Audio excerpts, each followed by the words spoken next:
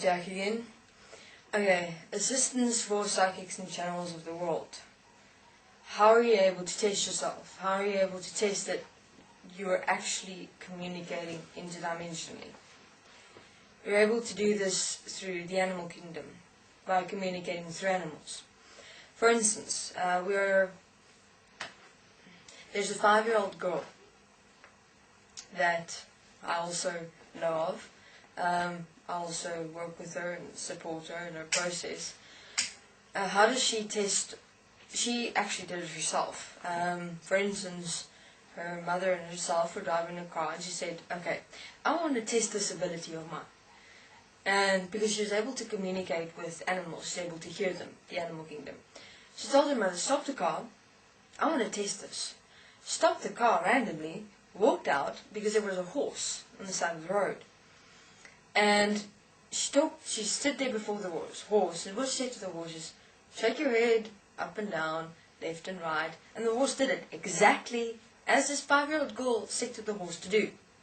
Another example was when this 5-year-old girl's dog wanted to lick her. She said, no, lick the wall if you want to lick anything. And the dog licked the wall.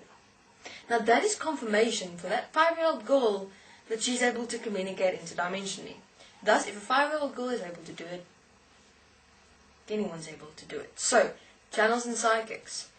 If you want to test your interdimensional communication, test it with an animal. But do strange things. For instance, as your animal is walking, instruct your animal to run to the cupboard and run back. Tell your animal that. If the animal does that, then you're communicating interdimensionally. But I suggest you test this with 21 different instructions.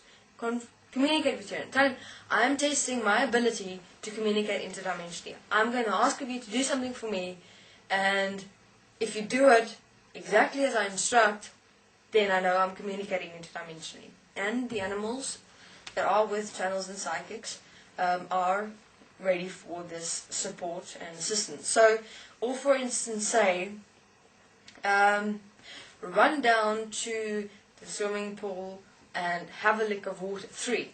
Look. 3. Okay, and then come back to me. Then you have a look. If that dog or animal or cat does that, then you are communicating interdimensionally. Or you say to your dog, just stand there, speak to your dog, say, touch my index finger with your paw. Does that? See, stuff like, or lick my right cheek. And what does it? Then it happens. Cat, sit on my lap and place your paws on my right shoulder. Both your paws, right shoulder. Place them on you. You test them with things like that. Then, if that happens, you're able to communicate interdimensionally. If it does not happen, you know you've been mind-fucking yourself and you have not communicated interdimensionally at all whatsoever. And therefore, I'm going to speak directly, you have no right to assist any human being in this world. Because you'll be not only enslaving yourself, but you'll be enslaving that human being with who you're communicating to. Psychics and channels. So, that's the honesty you're going to have to walk with within yourself. And test for yourself, am I communicating interdimensionally or not? Because this is going to stop. This is stopping. We're not allowing any further enslavement from any being of this existence. Channels and psychics, have that honesty within yourself and test yourself first.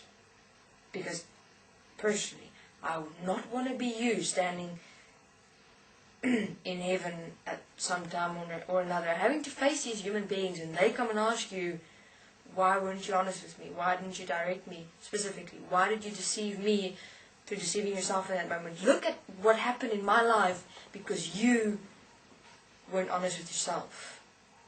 And you're going to face each and every single human being, and it will happen. Ask me, I've been through that. And that's what I'm saying.